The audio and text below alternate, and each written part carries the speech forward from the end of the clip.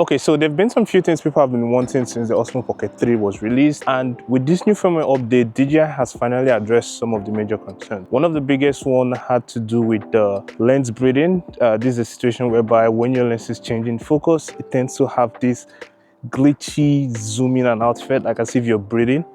And this is one of the major updates that personally I do enjoy that DJI has brought in. So I'm going to show you the difference between the update from the last firmware update and the new one DJI has done, so you can clearly see if they have fixed this breathing problem and possibly help you determine if you want to upgrade your firmware to have this new update. I think it works a little bit, but it still breathes.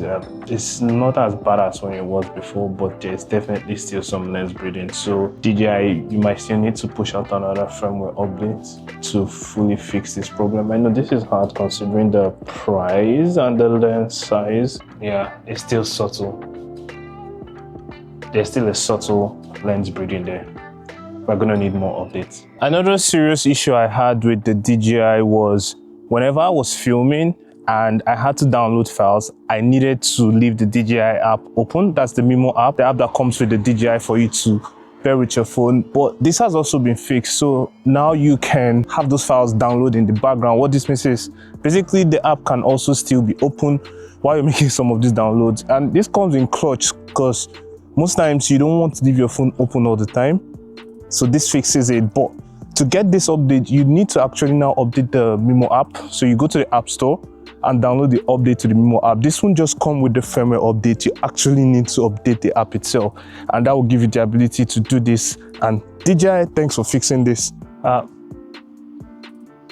So for someone like me that loves to vlog and use the DJI for my primary vlogging camera, especially when I have to move, not being able to set different focal length was a big issue for me, because when you zoomed in digitally before, like, you kind of lose some quality. But this new firmware update has kind of solved that, right? You can now have a Med-Tele mode that enables you to digitally zoom in, but still maintaining all of the quality you have with your regular 4K 25 or your regular frame. And if you're also using the ultra wide lens, so you now have up to 4 different focal lengths if you're using the ultra wide or the regular. But with this Med-Tele feature, you now have the ability to zoom that, and you can now start creating different dynamic kind of angles. As you can see, I'm so far away from the camera, but with the firmware update, now I can just punch in. Okay, so quick side note, if you want to use the Med-Tele mode, you cannot use it while shooting in D-Log or HLG3, which it makes no sense to me, right? So the only way for you to use it is when you switch to the normal mode, which I'm going to do now, so I can then show you the difference between using the telezoom and the normal zoom. That's strange. Oh my God. Another thing I just found out, you can't adjust the zoom while filming. You have to do it before. Like now I'm filming, I wasn't able to zoom in. So I'm going to stop this recording and then zoom in again.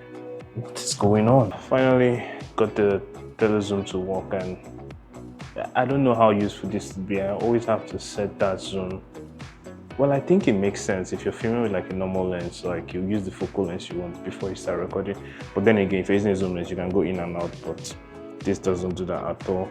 And if you've been making videos on YouTube for a while, you'll know that one of the easiest and most convenient way of getting that perfect thumbnail for your videos would be taking a screenshot of it. Probably when you're editing, like the editing tool I use, Final Cut, you can take a screenshot and it saves that part of the video. Now, the problem with the DJI was through the app, you couldn't just do this instantly, right? You have to export this and then have to do this in your editing app.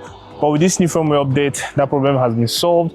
Now from the app itself, you can take portions of your video as still or live photos, and it's going to save that quality, give you crisp and clear photo, and you can now use that photo as your thumbnail.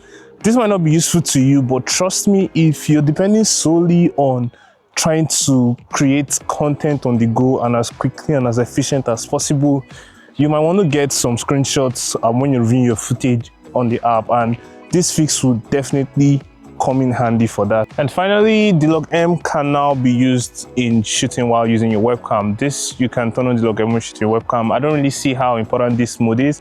And just for those of you who don't know, the D-Log is like the Pro and D-Log mode for shooting with the DJI Osmo Pocket, and you can then download the conversion lot to give you kind of more control of your environment. Right now I'm shooting in dlog because I just want to manage and color grade this how exactly I like. But using it in a webcam, I don't really think I'll do that a lot because I want, you know, just to be able to have my webinars or have that meeting quickly. So I've not really seen a use case for, you know, probably using dlog with the webcam. But I am 100% open to finding out new ways to improve the way I have meetings with clients or just like with work people and all of those things. So if you know there's a kind of usefulness or advantage to using your webcams and using that in dlog with the 10-bit, let me know in the comments. I'll be sure to pick that out.